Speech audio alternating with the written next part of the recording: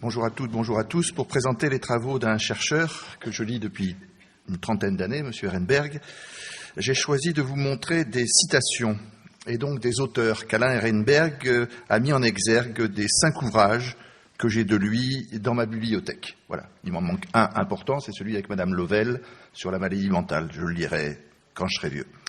À chaque début d'ouvrage, moi j'ai remarqué, M. Ehrenberg, que vous mettiez toujours 1 à 3 citations, et parfois même des citations au début des chapitres. Alors, j'ai choisi une citation par livre. Ce que je vous montre donc, mesdames, messieurs, c'est mon choix en 2020 dans les choix successifs d'Alain Ehrenberg. L'hypothèse que je fais, que nous faisons à Santé Mentale Nouvelle-Aquitaine, c'est que ce qui est en exergue nous dit beaucoup, à nous les lecteurs, sur l'état de la pensée du sociologue pendant la rédaction de son ouvrage. Donc on commence avec le premier bouquin que j'ai dans ma bibliothèque, Alain Ehrenberg, 1991, le culte de la performance. Nous avons tous des sportifs, il faut qu'on réussisse tout le temps. Et au tout début, on lit la phrase suivante, là je ne vais pas la lire, voilà.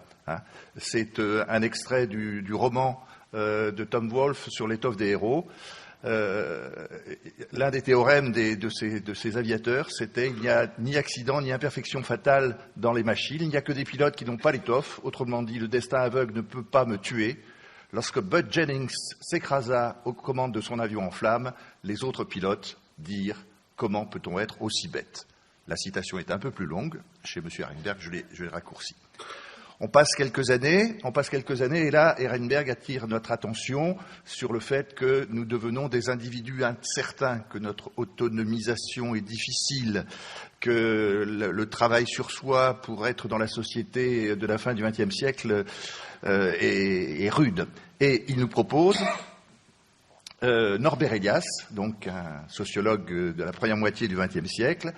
Le champ de bataille a été transposé dans le fort intérieur de l'homme. C'est là qu'il doit se colter avec une partie des tensions et passions qui s'extériorisaient naguère dans les corps à corps où les hommes s'affrontaient directement.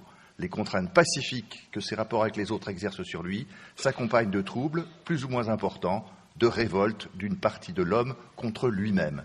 1939. Quelques années plus tard, peut-être le livre le plus traduit, le titre le plus connu du chercheur que nous recevons aujourd'hui, Alain Ehrenberg, La fatigue d'être soi, 98. J'ai choisi Freud, 1938. Le barbare, il faut bien l'avouer, n'a pas de peine à bien se porter, tandis que pour les civilisations, c'est là une lourde tâche. Freud, fin de vie. Et puis, donc 2000, j'ai pas le bouquin, donc le livre avec Madame Lovell sur la maladie mentale, 2010. Non seulement les individus sont incertains, mais c'est la société qui a du mal-être, la société du malaise. Et là, Robert Busil, le romancier, ne disons pas que nous avons trop peu d'entendement et trop peu d'âme, disons que nous avons trop peu d'entendement dans les problèmes de l'âme. Voilà. Et puis le dernier, 2018, Alain Ehrenberg, La mécanique des passions, c'est la plus courte. Marcel Mauss, l'anthropologue, 1936, « Il n'y a pas d'intervalle entre le social et le biologique ». J'avais choisi la phrase, j'ai fini, Pierre, et puis en relisant votre chapitre 5 du bouquin, j'ai vu que vous la recitiez dans le texte, et les 3 mots qui commencent la page 212, je vous promets, il y a 3 noms communs, il y a réhabilitation, rétablissement, recovery. Donc vous étiez particulièrement indiqué, adapté à nous parler de tout ça, c'est-à-dire d'autonomie, de rétablissement et de santé mentale. À vous, Monsieur Ehrenberg.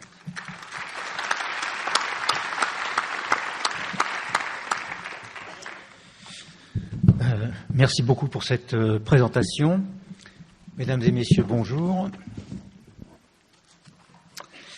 Alors, rétablissement, c'est un mot ou un concept qui va avec toute une série d'autres mots. Réhabilitation, case management, éducation thérapeutique, empowerment, pouvoir d'agir, pair aidance, etc., etc. Tous ces nouveaux concepts de la psychiatrie et de la santé mentale qu'on voit se diffuser en France depuis le tournant du XXIe siècle sont liés par un air de famille. Quel air de famille? Que désigne-t-il? L'ascension de la réhabilitation psychosociale, on parle aussi, comme vous le savez, de thérapie psychosociale et de la problématique du rétablissement, apparaît, selon l'expression des acteurs, comme un changement de paradigme, comme une révolution dans la thérapie. En tout cas, ce changement, je crois, se caractérise par 4 traits. D'abord, de nouvelles cibles cliniques, les troubles neurocognitifs et ceux de la cognition sociale. Deuxièmement, par de nouvelles questions, le logement, les études, le travail. Troisièmement, par de nouvelles professions et compétences, neuropsychologues, orthophonistes, case managers, pères aidants, etc. Et enfin, quatrièmement, de nouvelles approches qui placent l'accent sur les ressources de l'individu, bien plus que sur la pathologie ou le handicap dont il est atteint. On peut dire que cet ensemble caractérise un certain esprit de l'action que cette conférence va explorer, et je pense que certains thèmes feront écho à l'exposé de Saïd Assef tout à l'heure. Alors, ces pratiques et ces concepts se diffusent dans un contexte institutionnel où la psychiatrie doit intégrer le cadre de la santé mentale, et donc cela pose la question de préciser en quoi la santé mentale est une nouvelle donne qui importe, tant pour la psychiatrie que pour la société. J'y reviendrai. Ces pratiques et ces concepts participent également d'un contexte général de changement de l'esprit du soin, c'est-à-dire de la façon d'agir dans le soin et de définir ce qu'est un bon soin, et qui me semble résumé par un patient qui, au sortir d'une séance de remédiation cognitive, déclare au psychologue en charge du traitement, je cite, « Avant, j'étais un handicapé, mais grâce à notre travail, j'espère devenir un handicapable. » Un handicapable, je trouve que là est formulé de façon follement lucide, si je puis m'exprimer ainsi, une définition sociologique non seulement de la nouvelle figure du patient en psychiatrie, qui s'est progressivement instituée avec la généralisation de l'ambulatoire, disons, mais encore, au-delà de la psychiatrie, de la nouvelle figure d'individu qui s'est également instituée, disons, en gros, au cours des 50 dernières années, avec la généralisation des idées-valeurs de l'autonomie. Alors, hier, handicap et capacité étaient opposés, la capacité étant évidemment du côté de l'autonomie. Aujourd'hui, ils se combinent dans une problématique des degrés de l'autonomie et de la diversité de ses formes. L'autonomie est un concept relatif. Handicapé était un état, handicapable est un itinéraire de transformation personnelle face au mal, un parcours de rétablissement. Et les thérapies sont organisées de telle sorte que l'individu puisse placer le plus possible sa santé et sa socialité dans ses propres mains, ce qui implique aussi d'être créatif ou dans les solutions susceptibles d'être découvertes. En tout cas, tout cela dessine la figure nouvelle d'un patient capable. Alors, je vais faire quelques remarques sur le grand changement représenté par la santé mentale, puis dans une deuxième partie, sur le rétablissement et la réhabilitation. La santé mentale, on le sait, est une notion extrêmement large. Elle est un peu comme le manteau de la Vierge qui abrite des personnages fort divers. Elle recouvre des réalités qui sont multiples. Et elle occupe en même temps, contrairement, disons, à la psychiatrie traditionnellement, une place centrale dans nos sociétés, étant donné l'intensité des préoccupations dont elle fait l'objet, notamment dans le monde du travail pour l'adulte ou dans celui de l'éducation pour l'enfance et l'adolescence. Le grand changement, en un mot, c'est que les maladies mentales représentaient un enjeu médical pour la société et l'offre de soins en était le pivot. La santé mentale est un enjeu total et l'intrication du sanitaire et du social en est la colonne vertébrale. Alors, elle est un enjeu total pour 2 raisons. C'est que les problèmes de santé mentale sont transversaux, ils dépassent largement le domaine de la psychiatrie et ils ne relèvent pas seulement de politiques publiques de santé. La deuxième raison, c'est que la santé mentale possède une dimension positive qui la fait sortir de la pathologie. Alors, concernant la dimension positive, Si on se tourne vers la charte d'Ottawa de l'OMS, enfin les citations que je vais vous faire sont très connues, elle s'élargit, mais ce que je veux souligner, c'est qu'elle s'élargit au-delà de la pathologie à la socialité humaine. Par exemple, la charte précise que la promotion de la santé ne relève pas seulement du secteur de la santé, que son ambition est le bien-être complet de l'individu. La charte précise les fonctionnalités du bien-être, c'est-à-dire ce que le bien-être permet de faire. La santé mentale est donc un état de bien-être, etc., dans lequel une personne peut se réaliser, surmonter les tensions normales de la vie, accomplir un travail productif et contribuer à la vie de sa communauté. Donc la santé mentale, en se référant à la notion de bien-être, met en relation étroite la santé et la socialité de l'être humain qui apparaissent ici indissociables. Et dans cette relation, la santé apparaît non comme une fin, mais comme une ressource pour se confronter aux aléas et à la contingence de l'existence. Et j'ajouterais, dans une société exigeant un fort autocontrôle émotionnel et pulsionnel pour s'accomplir dans la vie, ce que la citation tout à l'heure de Norbert Elias soulignait d'ailleurs. Alors, la santé mentale recouvre donc un territoire protéiforme qui va des pathologies les plus lourdes au développement personnel via la santé mentale positive. La spécificité des entités pathologiques, la spécificité des pathologies mentales, ce qui fait qu'elles sont mentales dans la morbidité humaine et qu'elles affectent tout à la fois les idées, délire, hallucination, les émotions comme l'angoisse et les sentiments moraux comme la honte ou la culpabilité. Donc, les symptômes portent sur des aspects moraux, notamment fondamentaux de la vie en société, comme la honte et la culpabilité, ce qui fait que, de toute façon, dans ce domaine, santé et socialité sont inséparables. Et ces pathologies intriguent inexorablement la maladie au sens, disons, médical et le mal au sens moral et social. Et donc, on doit considérer que ce que nous appelons des pathologies mentales sont des troubles fonctionnels de la socialité et que l'appellation désigne certains ratés de la socialisation où sont en jeu des valeurs morales et sociales.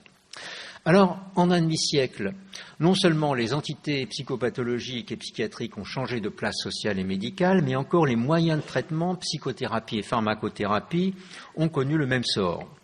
Je veux dire que les problèmes de santé mentale, d'abord, ne sont plus seulement des problèmes spécialisés de psychiatrie et de psychologie clinique, et les moyens de traitement ne sont plus seulement des moyens de se soigner, ou en tout cas, dans ces cas-là, désignent une extension forte de la signification de ce que veut dire soigner. Bon.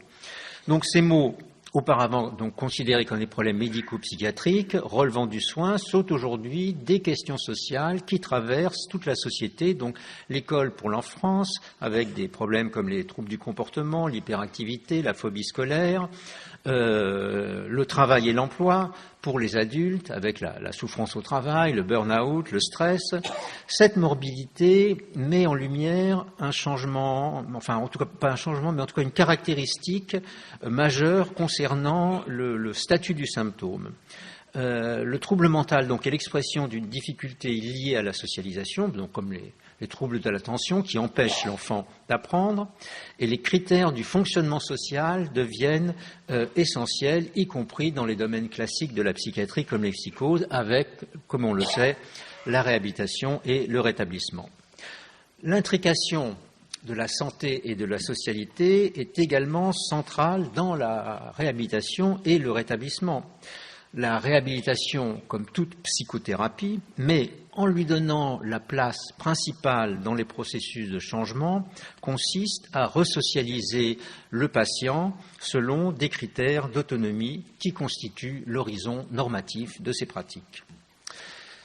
Alors, avec la généralisation de la prise en charge des troubles psychiatriques lourds en ambulatoire et la généralisation de l'idée que les personnes atteintes doivent vivre dans la cité, nous avons assisté à une inflexion générale des idées et des valeurs en matière de prise en charge, de traitement, d'accompagnement. Le changement dans l'esprit du soin qui est marqué par de nouveaux rapports entre handicap et autonomie est justement devenu éclatant avec la réhabilitation et le rétablissement. qui cristallise. Pourquoi ? Parce qu'elle cristallise la montée aux puissances de problématiques capacitaires, c'est-à-dire des approches fonctionnelles centrées sur les capacités relatives des personnes plutôt que sur leurs déficits, leur handicap ou leur pathologie. Donc les capacités relatives, c'est bien entendu les ressources de l'individu, ses compétences préservées, mais c'est aussi ses aspirations, ses choix. Leur but central est de permettre aux personnes atteintes de troubles mentaux sévères et durables de développer leurs capacités le plus largement possible. Tout est toujours une question de degré. Donc le plus largement possible parce que c'est une condition indispensable pour vivre dans la cité. Par exemple, le centre de preuve en psychiatrie et en santé mentale, dans un rapport de 2015 sur les parcours, enfin le titre est très long et qui est très souvent cité, le centre de preuve de psychiatrie et santé mentale, disais-je, a raison de dire, je le cite, qu'un modèle s'impose aujourd'hui pour repenser la qualité du parcours de santé et de vie en santé mentale, organisation et pratique dans le soin et l'insertion en fonction d'une lecture fondée sur le rétablissement. Donc, sans disposer malheureusement de bilan, on peut néanmoins constater, je crois, depuis quelques années, une dynamique d'accélération de l'institution des pratiques de réhabilitation psychosociale et de rétablissement. Ainsi, la feuille de route santé mentale et psychiatrie publiée en juin 2018 par le comité stratégique de la santé mentale et de la psychiatrie, qui est présidé, comme on le sait, par Agnès Buzyn, la ministre de la Santé, prévoit de rendre accessible l'offre de réhabilitation sur tous les territoires. La DGOS, la Direction générale de l'offre de soins, promeut des plateformes de réhabilitation. Elle a également publié en janvier 2019 une instruction sur la réhabilitation, donc destinée aux ARS. Les ARS ont lancé des appels à projets, les financements sont également prévus. Les PTSM qui ont été évoqués tout à l'heure par Saïd Assef, les PTSM dont les premiers contrats doivent être signés cette année, doivent également prévoir une telle offre. Donc, ce qu'on peut au moins dire, c'est qu'il y a aujourd'hui une politique nationale pour développer ces pratiques. Alors, les concepts d'accompagnement et de parcours, de personnalisation des traitements sont des thèmes fondamentaux. Le soin s'entend ici de plus en plus comme un entrelacement du soin médical et du soin social. Et ici, ce qui a joué, c'est évidemment le changement de situation institutionnelle du patient psychiatrique qui est désormais pris en charge essentiellement en ambulatoire. Donc on parle de désinstitutionnalisation pour désigner ce processus. En réalité, il faudrait parler d'un nouvel esprit de l'institution qui est cristallisé dans l'ambulatoire.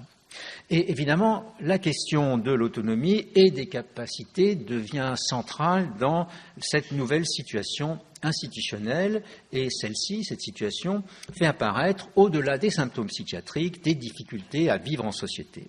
Et donc, on voit le thème des handicaps sociaux commencer à son ascension à partir des années 80.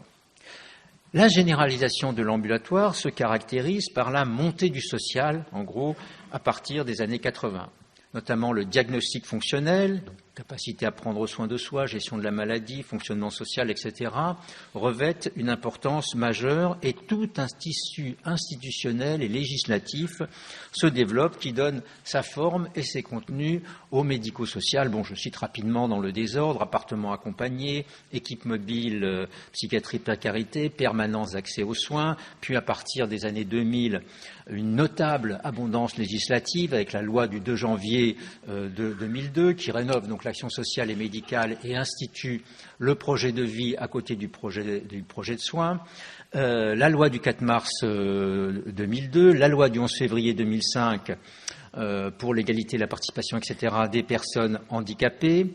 Le logement devient une des nouvelles scènes du soin ou de l'accompagnement avec les créations des SAVS, des SAMSA. Le handicap psychique, lui, redéfinit un certain nombre de caractéristiques de la maladie en fonction de ses conséquences, ce qui renforce d'ailleurs la référence au diagnostic fonctionnel et sa nécessité. Dans cette dynamique, ce qu'on peut constater, c'est que le couplage du sanitaire et du social constitue désormais, sinon le nouveau cours, disons la norme du nouveau cours, avec le développement du médico-social et du social.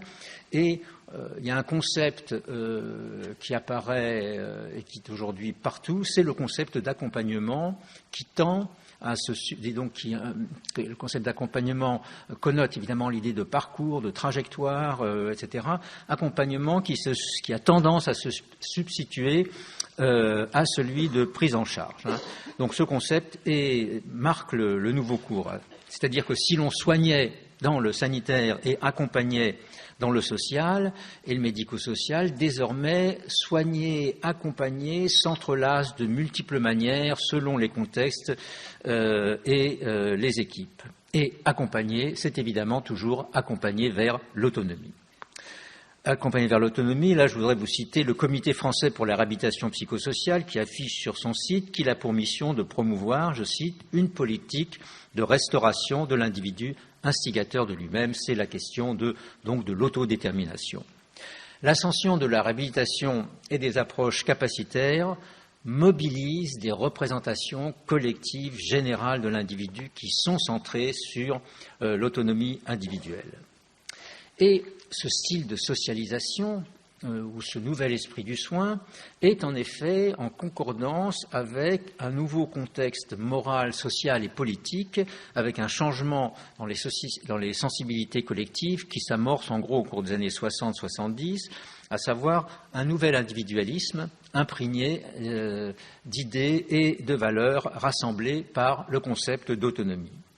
À partir des années, disons, 80, l'autonomie, qui était une aspiration collective dans nos sociétés, est devenue notre condition commune. Notre condition au sens où idées, valeurs et normes de l'autonomie imprègnent désormais l'ensemble des relations sociales. L'autonomie constitue un fort système d'attente à l'égard de l'individu. Elle est devenue aussi un impératif.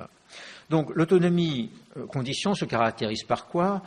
Par l'institution de valeurs de choix et de propriété de soi, qui a engendré en même temps une sorte de dynamique de diversité normative et de diversification des styles de vie qui étaient inconnus encore en Europe et en Amérique du Nord il y a 50 ans, mais également des idéaux d'action, d'initiative individuelle. Ces nouvelles représentations collectives de l'être humain en société placent donc l'accent sur la capacité à agir de l'individu et sur les comportements créatifs et innovants. Le choix, la créativité, l'initiative individuelle, on entre dans ce qu'on peut appeler un individualisme de capacité. Et adopter une ligne de conduite personnelle, voilà ce qui est en train de devenir important. Alors, ces changements dans la manière d'agir et de vivre en société forment donc le contexte dans lequel une nouvelle morbidité, qui ne relève plus seulement du domaine particulier de la maladie mentale, mais de celui général de la vie sociale, s'est progressivement développée comme un enjeu majeur dans le travail, dans l'éducation, dans la famille. Donc, les questions de santé mentale sont devenues encore une fois au-delà des pathologies psychiatriques, des soucis transversaux à toute la société parce que les idées, valeurs et normes de l'autonomie-condition mettent en relief une dimension émotionnelle qui était marginale auparavant. À travers, par exemple, le vocabulaire omniprésent des compétences émotionnelles, relationnelles ou de savoir-être, enfin il y a plusieurs qualificatifs, mais qui sont des compétences explicitement sociales, la santé mentale apparaît comme la condition de la bonne socialisation de chacun. Et je dirais qu'en même temps, la santé mentale est une reconception de la santé en général, c'est-à-dire que via la santé mentale, les relations sociales passent au cœur de la santé, les relations au travail ou à l'école, par exemple. Et donc, on peut dire que, d'une certaine manière, la santé mentale désigne l'entrée des relations sociales dans la santé. Et tout cela constitue, évidemment, une nouvelle donne. L'un des plus puissants idéaux de cette société de l'autonomie généralisée est l'individu qui est capable, quels que soient ses handicaps, de connaître des accomplissements en transformant ces handicaps en atouts par un changement personnel. Cet idéal est la forme sociale spécifique par laquelle des populations diagnostiquées, malades, handicapées, déviantes, traitées jusqu'alors au sein d'institutions que le sociologue américain Erving Goffman avait appelé dans les années 60 des institutions totales, donc la forme sociale spécifique par lesquelles ces populations sont devenues des individus capables non seulement de connaître des accomplissements malgré le mal qui les atteint, mais peut-être parfois plus encore grâce à lui. C'est la figure de l'handicapable, de l'individu capable malgré tout, parce qu'il dispose finalement toujours d'un minimum de potentialités sur lesquelles il est possible de travailler. L'idéal du potentiel caché, le tournant vers l'atout et les compétences sont, on le sait, le ressort de la réhabilitation et du rétablissement. Dans ce nouveau contexte, la relation entre le normal et le pathologique est reconfigurée par la polarité atout-handicap qui passe au centre des prises en charge et des accompagnements. Les pratiques donc sont conçues non plus, enfin moins dans une problématique de l'adaptation ou de la réadaptation que dans celle de la capacité et de la compétence, en même temps que la relation médecin-patient ou professionnel de santé-patient se modifie dans le sens où le patient devient un partenaire. Donc, de l'adaptation-inadaptation à la capacité et l'horizontalisation, la tendance du moins, l'horizontalisation de la relation médecin-patient constitue deux déplacements majeurs. Alors, cette approche capacitaire, elle consiste en quoi? Elle consiste en un accompagnement de l'individu qui, premièrement, privilégie agir avec lui plutôt que agir sur lui. Deuxièmement, considère que le patient ne doit pas être réduit, à ses symptômes, qu'il a une expérience sur laquelle s'appuyer. Et troisièmement, déplace l'accent du déficit à compenser au potentiel à augmenter. Là encore, c'est la formule de l'handicapable. Donc, la réhabilitation, c'est à la fois le concept clé de la prise en charge du sujet atteint de troubles sévères et durables dans la cité et le concept en même temps par lequel il s'émancipe en tant qu'individu, la référence par lequel il devient un partenaire moral. Donc le patient rétabli, c'est un patient capable, au sens il a certainement des symptômes, mais il doit pouvoir assumer dans la plus large mesure possible, c'est toujours une question de degré, la responsabilité de sa vie. Donc c'est l'empowerment, l'augmentation du pouvoir d'agir, qui est la cible, donc son autonomie. La régulation des comportements est ici moins pensée dans les termes classiques, donc d'une prise en charge, comme je le disais tout à l'heure, que dans ce nouveau d'un accompagnement de telle sorte que l'individu soit capable d'adopter une ligne de conduite personnelle face aux multiples contingences que constitue le fait de vivre dans la cité. Donc il s'agit d'être capable de vivre malgré le mal, malgré les symptômes, et les pratiques de réhabilitation, d'ailleurs, en cherchant à développer les capacités des individus, me semblent reprendre une idée clé de la psychanalyse et des approches psychodynamiques, à savoir que c'est l'individu et non le thérapeute qui est l'agent principal de son propre changement. Les références, puisque je parle de psychanalyse, les références des pratiques de réhabilitation sont généralement plutôt cognitives et comportementales. Et ces pratiques consistent à faire des exercices d'un genre ou d'un autre, facilitant la prise de nouvelles habitudes en matière de comportement et de pensée. Elles entraînent le patient, notamment sous la forme de modules spécialisés, donc en vue de former telle ou telle habitude dans tel ou tel domaine de compétences. Comme on le sait, le mot-clé des psychologies scientifiques depuis leur naissance, c'est-à-dire le comportementalisme fait à peu près vers 1900, le mot-clé de ces psychologies, c'est apprentissage.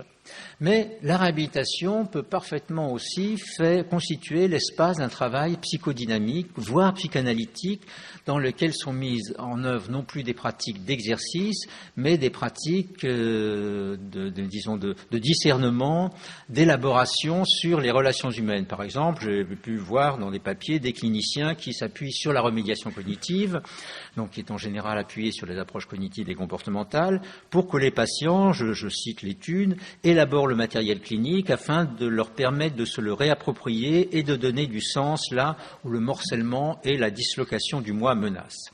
Donc, dans ces pratiques peuvent se combiner de diverses manières, approches cognitives, phénoménologiques et psychanalytiques.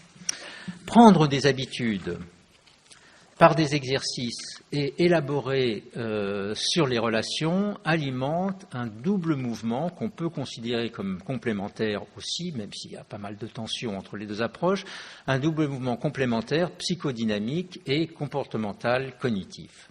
Si au niveau des principes, donc, ces approches s'opposent, elles peuvent, en fonction des contextes et des cas, s'avérer parfaitement complémentaires. Donc, rendre intelligible pour arriver à une conscience plus claire et s'exercer pour acquérir des automatismes représentent deux pratiques complémentaires, en tous les cas sur le plan sociologique. Ces pratiques de soutien moral, ou ces pratiques qui servent à refaire notre être moral, sont ainsi une institution sociale de notre société où l'autonomie a fait entrer chacun dans l'existence individuelle de masse, c'est-à-dire dans des formes de vie où il revient désormais à chacun non seulement de construire son existence, mais peut-être encore plus le sens qui lui est accordé. Alors, tout le monde s'accorde aujourd'hui pour dire que l'organisation de l'action, c'est-à-dire l'accompagnement, doit être centrée sur le parcours individuel, les besoins des personnes. Donc oui, de telles pratiques impliquent des organisations sociales, des formes d'organisation sociale centrées sur l'individu, sur ses besoins et, comme on le sait, sur quelque chose qui est plus nouveau, sur ses valeurs et ses choix. Donc, le patient rétabli est un patient capable au sens où il a peut-être des symptômes, mais il peut. Il peut quoi? Il peut prendre un peu plus, encore un peu plus, beaucoup, etc., la responsabilité de sa vie. Les degrés de l'autonomie sont aussi variables que les formes revêtues par la schizophrénie et que les variations de son évolution. L'institution de la réhabilitation tourne autour de ce thème dans les versions, disons, les plus biomédicales comme dans des versions plus sociales. Concernant les personnes, ce qu'on peut se demander, si aujourd'hui les usagers ont une place suffisante dans les décisions les concernant, tant au niveau de la politique nationale, régionale et locale, dans l'organisation et le fonctionnement des services, dans leur évaluation, ainsi que dans les soins et accompagnements dont ils ont besoin. On le sait, de nombreux travaux montrent que la prise en compte de la parole des usagers constitue un levier de changement considérable des pratiques. Elle permet d'augmenter les compétences des professionnels, mais aussi de réduire l'usage, il y a des travaux britanniques là-dessus, de réduire l'usage des services de psychiatrie et de santé mentale, donc la charge de travail des soignants. Le centre de preuve en psychiatrie et santé mentale que j'ai cité tout à l'heure souligne, je cite, que la place des pairs aidants s'inscrit dans le mouvement porté par le rétablissement incarnation vivante de la possibilité de se rétablir et de jouer un rôle dans la société malgré son trouble mental. Il soutient le processus de reprise de contrôle de sa vie, réduit la stigmatisation, soutient l'accès aux soins et aux services.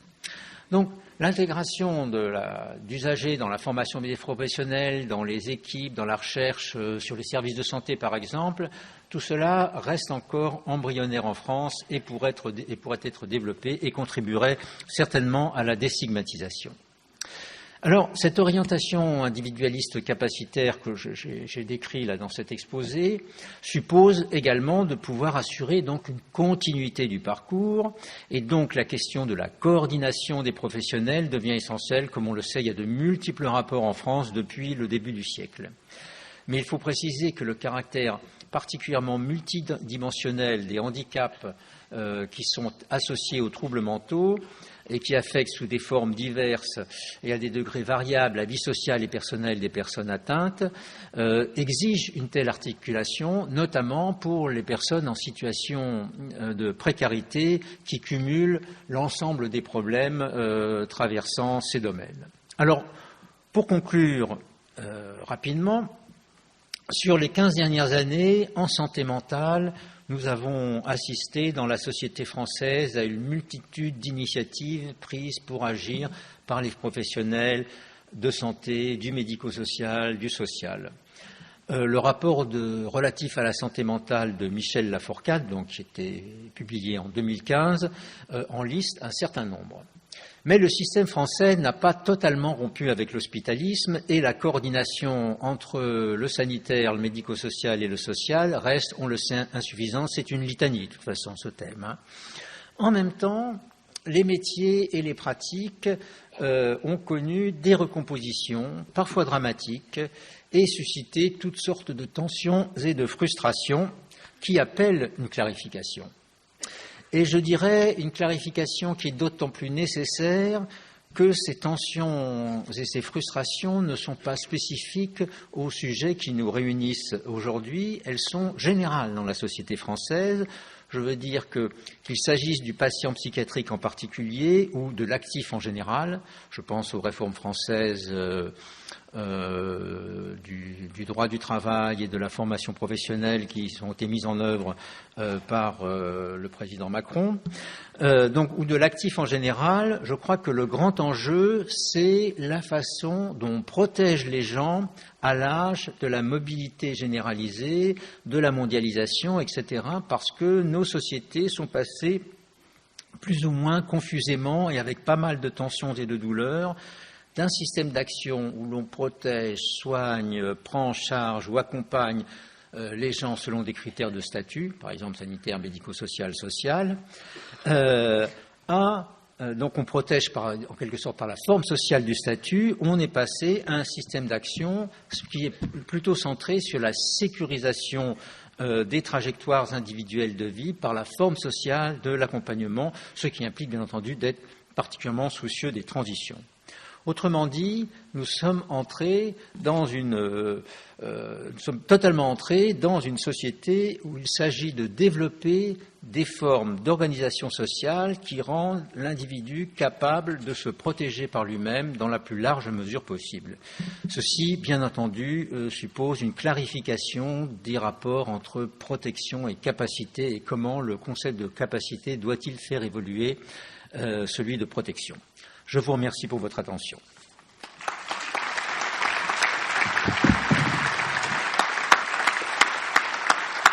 Remercier d'avoir introduit au début quelque chose qui est le passage de ce qui faisait l'institution en intra-hospitalier à ce qui ferait, je mets au conditionnel alors que vous le mettiez à l'affirmative, une institution ambulatoire. C'est-à-dire qu'on est en train de pouvoir faire glisser des concepts qu'on utilisait dans la psychiatrie institutionnelle pour pouvoir les utiliser dans un autre champ, ce qui est très largement peu fait jusqu'à présent. Deuxième chose qui rejoint votre conclusion, c'est de dire que on voit bien que ça peut être des pratiques individuelles, ça peut être même un exercice sur soi, enfin une sorte de savoir grec, de faire les efforts, la construction de soi. Et puis, qu'est-ce qu'il en est de la protection ? Parce que si chacun doit se débrouiller tout seul, il y a quand même des gens qui ne le peuvent pas. Et donc, cet équilibre que vous posez à la fin, comme sous forme d'interrogation, comment les équipes, alors vous allez me dire que c'est peut-être nous qui allons y répondre, mais les équipes peuvent se situer dans leur action avec ces deux bornes-là, de protection comme avant, et puis de construction d'une capacité à être autonome, à vivre selon ses valeurs. Voilà, il y a quelque chose là qui me semble en tension. Oui, tout à fait. Enfin, c'est en tension et en même temps, c'est pas une opposition entre deux entités, je pense. C'est-à-dire, c'est ce que je disais à la fin de cet exposé, je crois qu'on peut faire évoluer le concept de protection à la française, qui, d'une manière générale, si je pense à la société française en général et pas simplement aux questions de psychiatrie, de santé mentale, ça caractérise un certain état-providence à la française, c'est-à-dire qu'il y a à la fois, il y a plusieurs types d'état-providence, qui est à la fois un régime étatique et corporatiste. C'est quoi un régime corporatiste ? C'est un régime qui accorde des droits sociaux et professionnels à des statuts et sous forme de statuts. Et évidemment, ça grince beaucoup, comme on le sait, ces derniers mois, sur les questions de statut à propos des retraites. Bon, là, on s'éloigne quand même un peu de notre domaine. En tout cas, oui, il y a une tension entre protection et capacité. Il y a beaucoup de confusion aussi. Donc, c'est pour ça que je dis il faut faire un travail de réflexion pour clarifier un peu mieux les rapports entre protection et capacité, parce que justement, il ne s'agit pas de dire aux gens, vous devez vous débrouiller tout seul pour être autonome, et si vous n'y arrivez pas, tant pis. Non, justement, l'autonomie consiste en des pratiques qui accompagnent les gens vers quelque chose, quelles que soient ces pratiques, et quelles que soient aussi les critiques qu'on peut éventuellement faire à ces pratiques. Mais autonomie renvoie souvent à l'idée de il faut se débrouiller par soi-même, justement d'une sorte de culte de la performance où il faut se dépasser. Non, c'est évidemment aussi beaucoup plus large, et ça implique des formes sociales. Pas seulement une approche libérale, mais une approche collective. Voilà, on peut dire que c'est à la fois libéral et social. C'est un entremêlement des deux, et le libéralisme, qui est, disons, la culture politique française est plutôt antilibérale, donc on a du mal à comprendre le libéralisme, mais le libéralisme, en fait, est quelque chose de très complexe. Il y a plusieurs sortes de libéralisme. Bonjour, je suis Kevin Marc Valéry, je suis coordinateur du projet Stigma Pro, un projet qui travaille sur la réduction de la stigmatisation dans les pratiques en santé mentale. Merci pour votre intervention. Dans votre discours, le terme de rétablissement est constamment allié au terme de réhabilitation. Mais pour moi, les deux sont fondamentalement différents, même s'ils se complètent et qui se chevauchent. Mais un centre de réhabilitation peut avoir des pratiques qui ne sont pas orientées vers le rétablissement, tout comme d'autres accompagnements peuvent avoir des pratiques orientées vers le rétablissement, comme les CMP ou les associations ou même des hôpitaux, hospitalisation temps complet. Donc j'aimerais savoir quelle différence vous pouvez faire entre le rétablissement, cet objectif qu'est le rétablissement, et la réhabilitation psychosociale qui semble être une méthode. Vous venez de le dire. Enfin, je suis d'accord avec vos remarques, disons, critiques sur ma liaison entre réhabilitation et rétablissement. J'ai juste voulu souligner la liaison entre, d'une part, comme vous dites, une méthode, c'est-à-dire des moyens d'agir, et alors, il y a plusieurs sortes de réhabilitation, bien entendu, mais ils ont distingué les moyens d'agir et la visée elle-même. Et vous avez raison, au sens, il peut y avoir parfaitement une déconnexion entre réhabilitation et rétablissement. Néanmoins, ce que j'ai voulu montrer, c'est que tout cela rentre dans dans des modes d'action où viennent s'associer toute une série d'autres pratiques, concepts, etc. Et que c'est cet esprit que j'ai essayé cet esprit du soin que j'ai voulu décrire, et certes en me centrant plus sur la réhabilitation que sur le rétablissement. Bonjour, je suis Julien Bonilla-Guerrero, je suis ergothérapeute au centre hospitalier de Jonzac et je coordonne une équipe mobile qui intervient au domicile sur des projets autour du rétablissement. J'étais d'accord avec la remarque de mon collègue Kevin Marc entre la distinction entre réhabilitation psychosociale et rétablissement. Moi, la deuxième notion, j'aurais voulu que vous précisiez, était la notion d'individualisme capacitaire. Parce que de plus en plus, on retrouve effectivement des pratiques orientées vers le rétablissement dans les CMP, mais on n'inclut pas beaucoup les familles. Et là où des associations, les GEM, le Clubhouse, fait un travail assez intéressant où ils sont au cœur de la cité, on demande encore dans les CMP à faire venir les gens au CMP et on se déplace assez peu au domicile. C'est le lien avec la conférence de l'an dernier sur l'allée vert. Et je me posais la question de la place des familles par rapport au rétablissement dans votre présentation. Comment vous imaginez ça au-delà de l'individualisme capacitaire ? Merci. À vrai dire, je n'ai pas du tout imaginé la place des familles dans cet exposé. Ce que je peux constater, par exemple, c'est qu'il y a des tentatives Il y a des choses intéressantes qui se passent au niveau par exemple, de pratiques de psychoéducation pour les familles, comme un groupe comme Profamille, exactement. Alors, c'est pas une inclusion, évidemment, des familles dans les pratiques de rétablissement. C'est évidemment une formation sur la maladie et pour permettre aux parents de faire face à toutes les aléas de la relation avec son proche. Donc, je pense que dans la place de la famille, elle n'est pas a priori, en tout cas dans les pratiques de réhabilitation, je saurais moins pour le rétablissement. La place des familles n'est pas du tout, précisée ou prévue, et je crois qu'elle est extrêmement variable. Je me présente, Robert Collier, Pierre. Bonjour. Robert. Donc je suis aussi père de famille et aussi un ancien d'UNAFAM.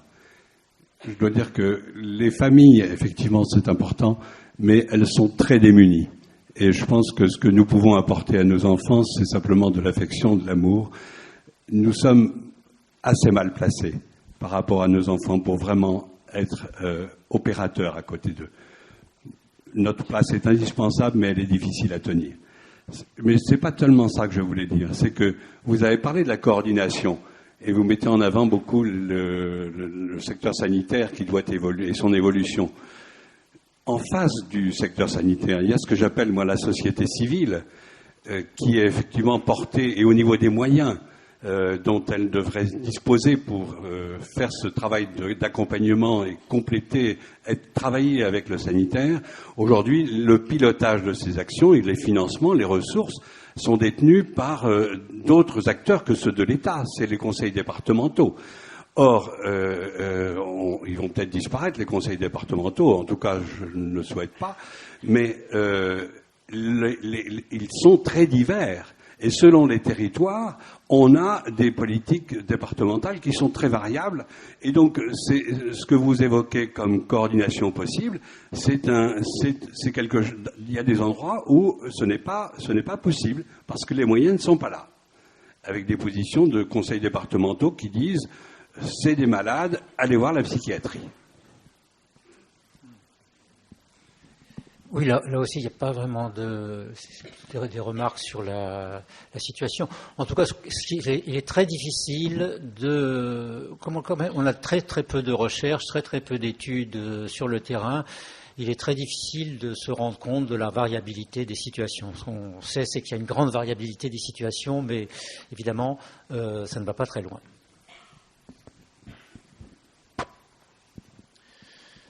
Donc, Jean-Luc Rosy, je travaille en CMP, je suis psycho, je travaille en Dordogne.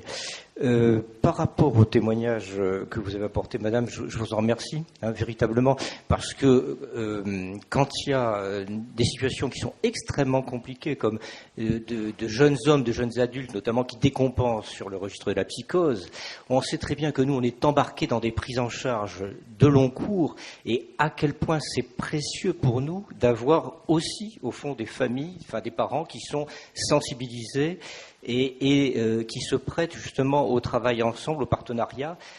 Bien évidemment, il y a la personne elle-même, la personne malade en souffrance.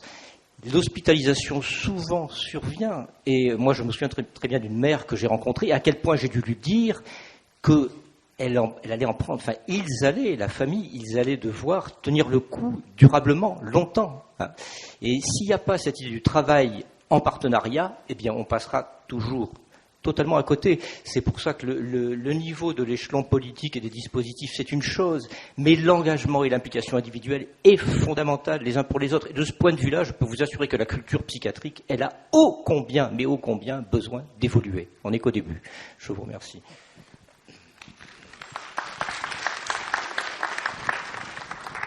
Je pense que c'est un thème qui va revenir tout au long de la journée. Et tout à l'heure, je faisais allusion au fait que M. Ehrenberg parlait de l'opposition entre, la protection et puis la liberté, je ne sais pas comment le dire. Et je pensais que c'était du côté des usagers. Et j'étais attentif, parce que c'est d'autres qui l'ont écrit que vous, au fait que la protection des statuts et des organisations, le principe conservateur qui peut exister en France, peut aller à l'opposé des changements que la salle attend et applaudit, mais il faudrait qu'effectivement ça change. L'idée que nous avons en vous réunissant, c'est d'essayer de faire en sorte qu'il y ait un mouvement de force pour qu'autour d'idées du côté de la réhabilitation peut-être, mais du rétablissement surtout, il puisse y avoir des changements, y compris dans les pratiques institutionnelles hospitalières. Tout là-haut. Oui, bonjour, Mathieu Vanberg, je suis psychologue social dans un SAMSA depuis une dizaine d'années. Sur ce concept-là de réhabilitation psychosociale, ça me pose question parce que j'ai l'impression qu'on fait ce travail depuis un certain nombre d'années, mais qu'on n'avait pas encore mis le mot dessus. Et dans votre exposé, j'ai la sensation un peu... il me manque quelque chose, c'est l'idée de collectif, de projet, de société, de choses plus globales. En fait, j'ai l'impression qu'on renvoie les choses vraiment dans l'intra-individuel et ses capacités.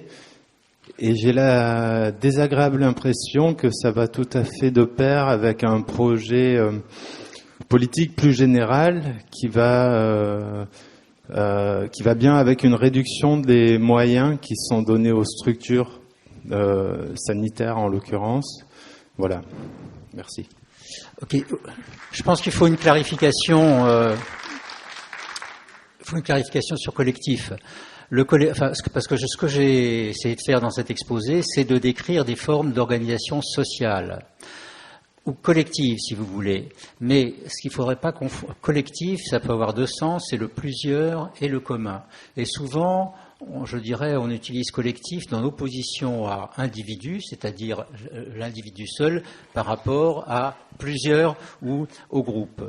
Le collectif, c'est le commun aussi. Bon, c'est ça que j'ai essayé de décrire, c'est-à-dire comment certaines idées, valeurs deviennent des éléments communs des acteurs.